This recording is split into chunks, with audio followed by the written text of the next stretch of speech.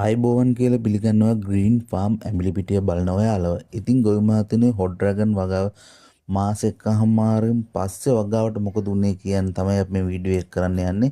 ඉතින් අපේ වීඩියෝ වලින් ඔයාලව දැනුවත් කරන්නේ යම්කිසි භෝගයක් වගා කරලා ඒ වගාව පිළිබඳව සම්පූර්ණ අපේ එක්ස්පීරියන්ස් එක ඔයාලා එක්ක බෙදා ගන්න එක.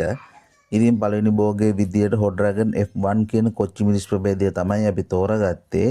අපි මේ වෙනකොට වගා මාධ්‍ය හදාගන්නේ නිවැරදි ආකාරයට පැල සිටවා ගන්න ආකාරය පිළිබඳ පොහොර දැමීම සඳහා කාලසටහනක් සදා ගන්න ආකාරය සහ දාන්න ඕන පොහොර වර්ග මොනවද කියන එක පිළිබඳව වීඩියෝ දැන්ට දාලා තියෙනවා. ඉතින් ඒවත් බලන්න කියලා ආරාධනා කරන ගමන්ම අපි අද වීඩියෝ එකට යමු. ඉතින් ගොවි මහතුනේ මේ තියෙන්නේ මගේ කොච්චි මිරිස් වගාවේ මාසයක් ගියාට පස්සේ තත්ත්වය. දළු දාලා කොලයක් දෙකක් හැදිලා තියෙනවා කියලා පේනවා. නමුත් මාසයක් ඇතුළත මීට වැඩිය වර්ධනයක් වෙන්න ඕනේ කියලා ඔයාලා හිතනවා ඇති. ඔව් මමත් ඒක පිළිගන්නවා. මොකද මේ මිරිස් ප්‍රභේදය පැල කරලා මාස එකමාරක් දෙකක් වෙනකොට මල් හටගෙන පළ දරන්න ඕනේ. ඉතින් ගොවි මහතුනේ මම මේ සම්බන්ධව පැලගෙන ආපු තැනින් ඇහුවා. එයාලා පැල ටික බලලා කිව්වේ පැල ටික හැක් වෙලා වගේ තියෙන එක තැනම කියලා. ඒකට හේතුව ලෙස එයාලා කිව්වේ වතුර වැඩිවීම සහ එළියේ තියෙන හිරු එළිය මදිකම තමයි මේකට හේතුව කියලා. මොකද මම මේ පැල ටික සිටවන දවස්වල එළියේ හොඳටම වහිනවා. එක දිගටම. නොවැම්බර් මාසයේ ආපු වැහි ටික මතකයිනේ ඉතින්. මගෙත් නොතේරුම් කමට පොහොර සහිත ජලය යොදන විට ඒ ප්‍රමාණ වලින්ම දාගෙන ගියා. මොකද ඒ දාපු වතුර ටිකත් එක්කම දිනපතාම පොහොර සහිත ජලය ටික අපි දිනපතාම දානකොට ඒකේ තියෙන වතුර ප්‍රමාණය අඩු වෙන්නේ නැහැ. මොකද හිරු එළිය නොමැතිකම නිසා. ඒක තමයි මට තේරුණු විදියට ඒකට හේතුව උනේ.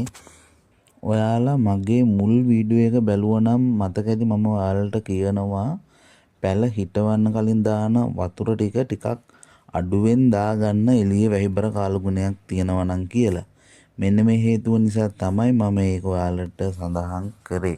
ඔයාලත් පැල හිටවනකොට පොඩ්ඩක් ඒ ගැන අවධානය යොමු කරන්න. ඔයාලා පැල හිටවන සතිය සහ ඒ සති දෙක තුන වැහිබර කාලගුණයක්ද තියෙන්නේ කොහොමද කියන එක සම්බන්ධව.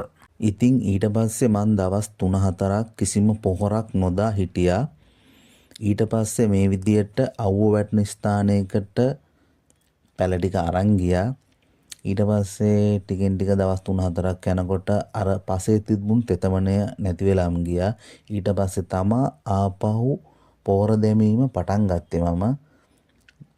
ඉතින් බලන්න අවුව වැටිච්ච ගමන් අර හැක් වෙලා වගේ තිබ්බ පැල ටික එකපාරටම වර්ධනයක් වෙලා ආවා දවස් 4-5ක් යනකොට නිකම්ම. ඉතින් ඒක නිසා අනිවාර්යයෙන්ම වතුර දානකොට අවධානය යොමු කරන්න ඕනේ. ඒක මටත් වෙච්ච මිස්ටේක් එකක්.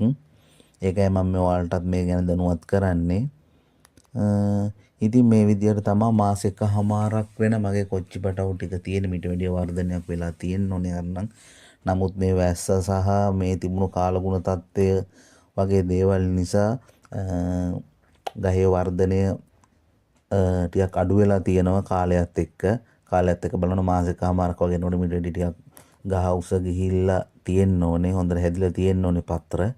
ඉතින් අර එළියේ තිබ්බ කාලගුණයේ තත්ත්වය සහ වතුර වැඩි වීම යන ඒ ප්‍රශ්න නිසා තමයි මේ වගේ ප්‍රමාණයකට විතරක් වර්ධනය වෙලා තියෙන්නේ.